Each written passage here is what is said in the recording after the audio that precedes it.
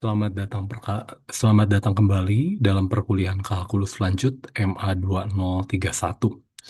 Pada kesempatan kali ini kita masih akan membahas mengenai bab lengkungan di RN. Saya Erik dari program studi S1 Matematika FMIPA ITB. Pada kesempatan kali ini kita akan memfokuskan yaitu pada bukti dari teorema limit fungsi, hubungan antara limit fungsi dengan limit komponennya, yaitu pada fungsi lengkungan atau fungsi parametrisasi dari lengkungan. Mari kita melihat buktinya.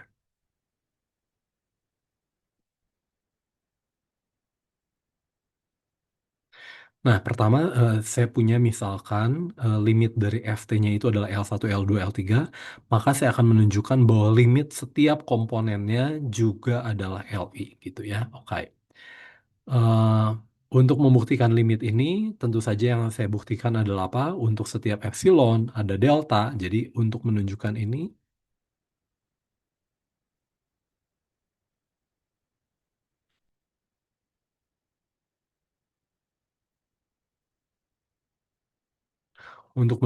ini, artinya saya ingin menunjukkan untuk setiap maaf, artinya saya ingin menunjukkan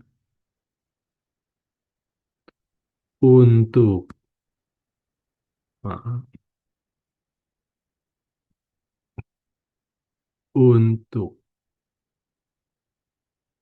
setiap epsilon positif ada delta positif sehingga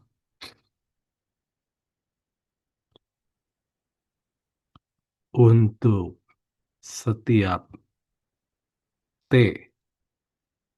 anggota DF, eh, oke, T anggota DF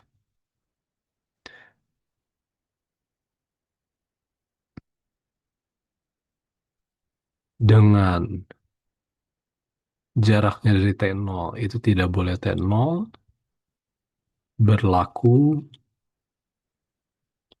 F I T min LI kurang dari epsilon untuk setiap I, eh, kira-kira seperti itu ya. Jadi langkah pertamanya untuk setiap epsilon berarti ambil sembarang epsilon positif, ada delta, kita harus mencari deltanya sehingga berlaku pernyataan di belakangnya gitu ya. Oke, jadi itu yang akan kita tunjukkan. Jadi yang pertama kali ambil sembarang epsilon gitu. Nah, saya bisa menggunakan hasil sebelumnya untuk menemukan delta saya.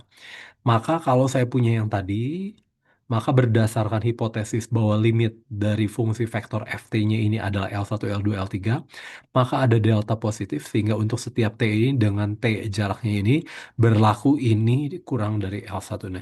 Nah, kita akan menggunakan delta yang ini saja. Kita akan menggunakan delta.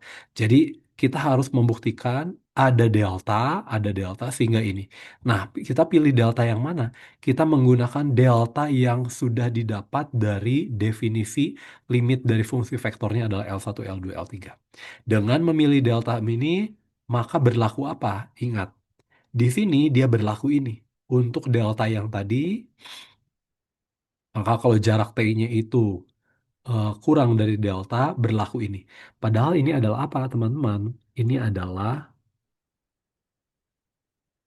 ini adalah F1T min L1 pangkat 2 ditambah F2T min L2 pangkat 2 ditambah F3T min L3 pangkat 2 gitu ya. Dan ini lebih kecil dari epsilon. Tentu saja kita sudah tahu nanti FIT min LI I berapapun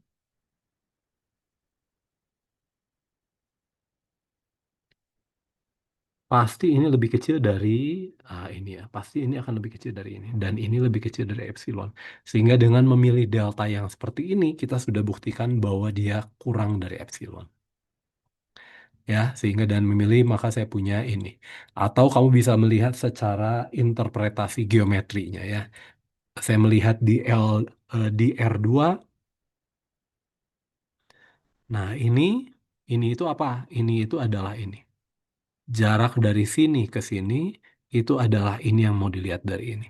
Nah, lalu ini itu siapa? Ini itu yang ini, entah yang ini atau yang ini. Kamu sudah tahu ya. Maka panjang yang hijau ini yang mendatar pasti lebih pendek daripada panjang yang ungu. Panjang yang vertikal pasti juga lebih pendek dari panjang yang ungu, gitu ya. Nah, secara geometri seperti itu, secara aljabarnya kira-kira seperti itu. Dan dengan memilih delta itu, kita sudah membuktikan eh, bahwa eh, limit dari FIT sama dengan LI untuk T mendekati T0 gitu ya. Nah, untuk kebalikannya bagaimana? Sekarang untuk arah sebaliknya saya punya limit dari FIT-nya itu sama dengan LI T menuju T0 untuk setiap I dan ini berlaku untuk setiap I. Akan ditunjukkan ini gitu ya. Jadi saya perlu mencari deltanya siapa gitu. Akan ditunjukkan ini gitu ya. Pertama kali seperti biasa ambil sembarang epsilon menggunakan informasi yang di sana maka saya punya delta satu. Delta satu ini berlaku untuk setiap T di anggota DF1, maka kalau T-nya itu di persekitaran delta satu dari T0, maka berlaku ininya lebih kecil dari epsilon per 3 gitu ya. Dengan cara yang sama, maka akan ada delta 2, maka ada delta 3 gitu ya. Jadi kamu bisa bayangkan seperti ini.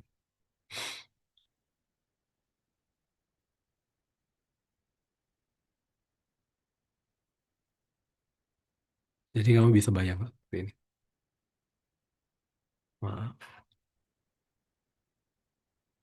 ini adalah T0. Kau bisa bayangkan kalau ini adalah delta satu, ini ada delta satu. Nah, di sini dia berlaku ini, gitu ya. Lalu saya punya delta 2, katakanlah delta 2-nya yang mana? Delta 2-nya yang ini, gitu ya. Jadi ini adalah maaf, ini delta satu, ini adalah delta 2.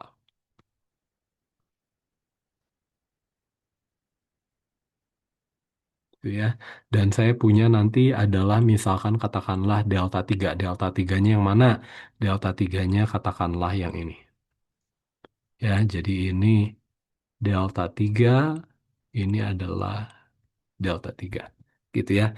Saya pengen ini berlaku, ini berlaku, ini berlaku. Maka saya harus pilih deltanya yang mana. Tentu saja saya pilih dalam hal ini deltanya adalah delta 3. Karena kalau saya pilih delta satu nanti di titik ini tidak berlaku yang persamaan ketiga gitu ya. Kalau saya pilihnya nanti delta satu, maka di sini tidak berlaku untuk delta satu dan delta 2 kalau saya pilihnya delta 2 gitu ya. Demikian seperti itu. Nah, jadi nanti pada akhirnya yang saya ambil adalah apa? Saya ambil adalah eh, minimum dari delta satu, delta 2 dan delta 3 gitu ya. Dan akibatnya untuk setiap T anggota DF dia memenuhi ini, maka berlaku ini ya gitu ya. Dan ini itu nanti pada akhirnya menggunakan ketaksamaan segitiga dia akan lebih kecil dari ini, tambah ini, tambah ini, tambah ini ya. Ini ketaksamaan segitiga teman-teman sudah tahu ya.